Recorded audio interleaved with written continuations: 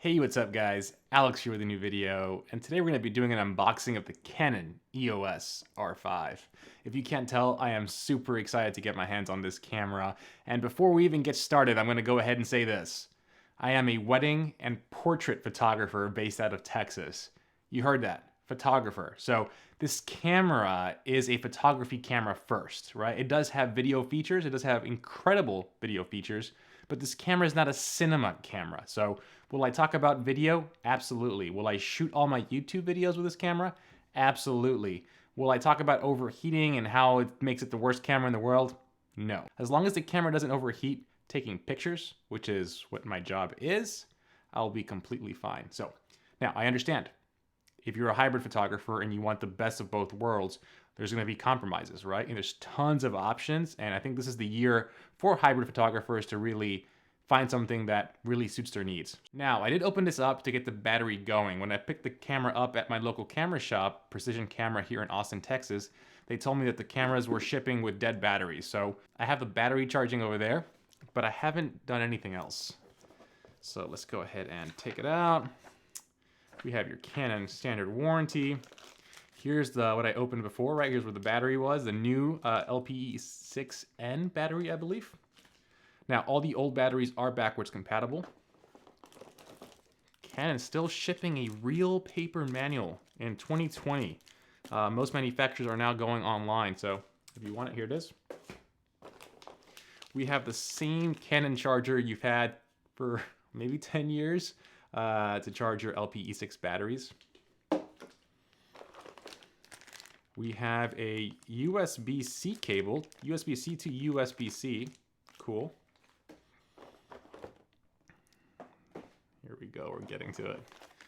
We have the Canon EOS R5 strap.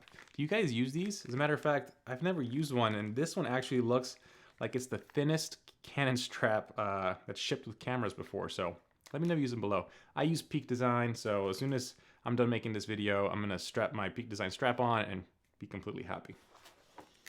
And here it is. Let's get to it.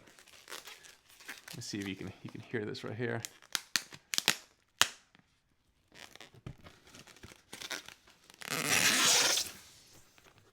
The Canon EOS R5.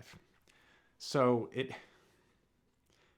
feels a little thicker than the EOS R, which I'm filming with right now, by the way, in 4K. The grip feels a little thicker. You can hear the IBIS, of course. Yeah. It just feels like a tighter version of the Canon EOS R. I love the grip with the Canon EOS R and the 5D Mark IV, as a matter of fact. I mean, this is all preference, right? But I think Canon has the best grips. The added wheel back here just reminds me back of the 5D Mark IV. Nice to have that back. You know, the joystick was actually a thing that when the EOS R came out and didn't have a joystick, I was really bummed. And after using it for a while, I realized I didn't really need it, right? If you're using face detection and eye detect, like, you don't really use it that much. And the actual screen interface to move the focusing point when you do was extremely smooth. So I'm glad we have it back. This beats having the touch bar. But it's not a feature that I missed after a while. So again, better use of space for sure, but I'm not sure how much I'll use a joystick. Other than that, they also changed the on-off switch. So now there's more of a actual like indentation here to flip it on and off, and it actually sounds clickier too. Overall, this just feels like a tighter, refined EOS R. Got the dual card slots. But yeah, it feels great. So I'm gonna get a battery in here, and I'm actually gonna do this. So this video so far has been shot with a Canon EOS R and the 15-35 2.8. I think I'm at 22 millimeters. I could be a little wider, I'm not sure, but the EOS R has a 1.7 crop factor at 4K. So I'm gonna put a battery in here. I'm gonna put in the CF Express cards that I bought. Actually, let me see. The super expensive. I bought a Sony TUF 256 gigabyte CF Express card, and then I bought a Sony TUF 256 SD card. And before I actually talk about what I'm gonna do, I went with larger capacity because I wanted to try something new. So with the EOS R has one SD card slot, I was mitigating risk by switching cards frequently throughout the day, right? So I only shot with 64 gigabytes, and I would switch, like if we did the first part of the day, I would switch, ceremony I would switch, and then reception I would switch. So each wedding always had 3 cards for my camera and 3 cards for my wife's camera, just to mitigate risk if anything happened. With this camera having dual card slots, I don't have to mitigate risk because I already have redundancy built in. So I decided to go with bigger cards, and the whole point of it was to try not to... Baby Yoda just fell. Did you see that? Here he is. I have him up here, and he falls every now and then, so I need you to stay put, dude. The whole point of it is to try to not switch cards in the wedding day. And I figured 256 could be the sweet spot. I might still need 2 more cards.